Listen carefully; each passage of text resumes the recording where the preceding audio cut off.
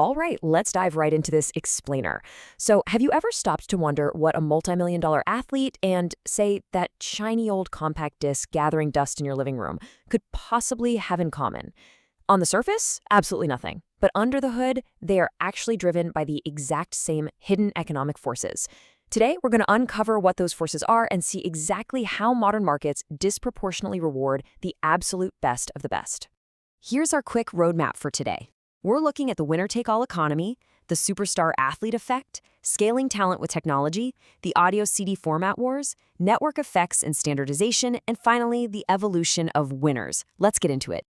Starting off with Section 1, the winner-take-all economy, an anomaly in value.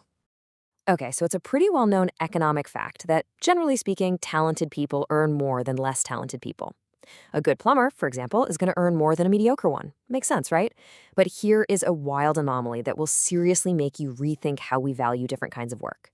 The absolute best plumber in the entire world makes a tiny, tiny fraction of what a superstar athlete like Cristiano Ronaldo makes, which, by the way, sits at around 100 million euros a year. Why on earth does being the best in one field get you a comfortable living while being the best in another hands you a global financial empire? That brings us to Section 2, the superstar athlete effect, unraveling the mystery. So the American economist Sherwin Rosen actually explains this massive income gap using something called the superstar model. And a really key pillar of this whole idea is imperfect substitutability. Now, what does that actually mean? Well, just imagine you really want to watch Cristiano Ronaldo play. Watching two televised matches of players who are only half as talented as Ronaldo, that is definitely not a satisfactory replacement. You just can't combine lesser talents to equal one master. And because of this, elite talent sits in a natural quasi-monopoly. They're incredibly rare, and there's simply no substitutes for them. Put yourself in the shoes of a club manager facing this exact dilemma. Do you pay a massive 60 million euro premium for the absolute best striker out there who guarantees you 50 goals? Or do you save a ton of cash and pay 10 million for a good substitute who'll get you 25 goals? Look, if you're looking purely at the cost per goal, that second option seems way cheaper. But at the elite level, the absolute best brings in disproportionate rewards. We're talking way better chances at winning the Champions League, vastly increased TV revenues, and absolutely massive commercial sponsorships. The absolutely crucial point here is that paying the premium works. Back in the late 90s, Michael Jordan's estimated annual value to the Chicago Bulls was a staggering $40 million. That completely eclipsed his actual salary, which was less than $30 million at the time. I mean, he didn't just win games, he literally tripled attendance and brought in tens of millions in brand new revenue. That is the superstar effect in action. But how does a superstar actually reach all those people in the first place? Let's look at Section 3, scaling talent with technology, mass distribution. Because here's the thing, talent alone doesn't create a $100 million empire without the mechanics of mass distribution.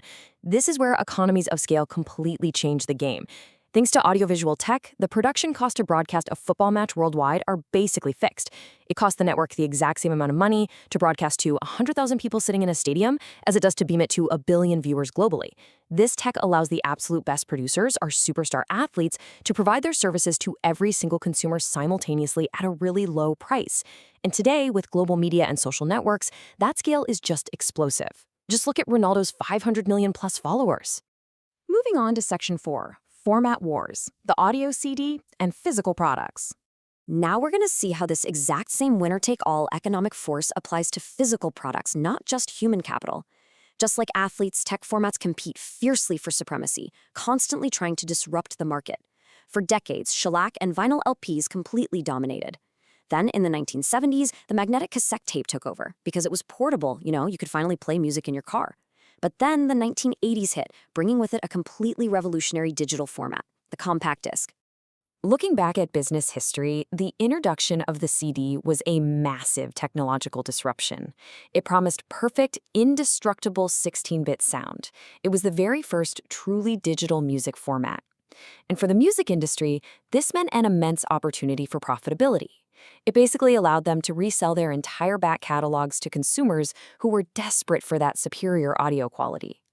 But having the best product or the crispest sound isn't actually enough to win the whole market. Which brings us to Section 5, network effects and standardization, setting the standard.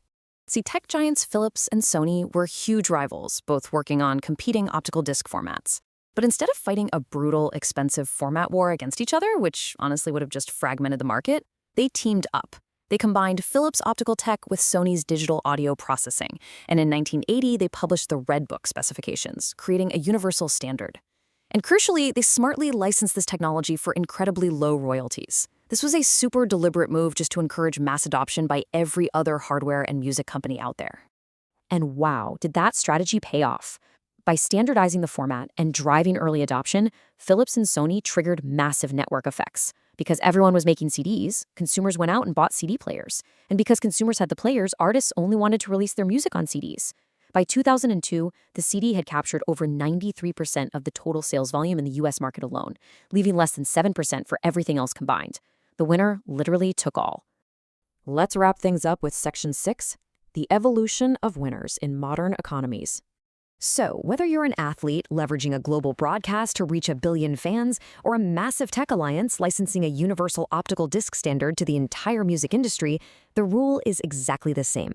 Modern economies disproportionately reward the top dog with almost the entire pie. The absolute best human capital, or the ultimate standard setter in tech, achieves a quasi-monopoly. They thrive in these winner-take-all markets. But, and this is a big but, the economist Joseph Schumpeter warned us about this concept called creative destruction.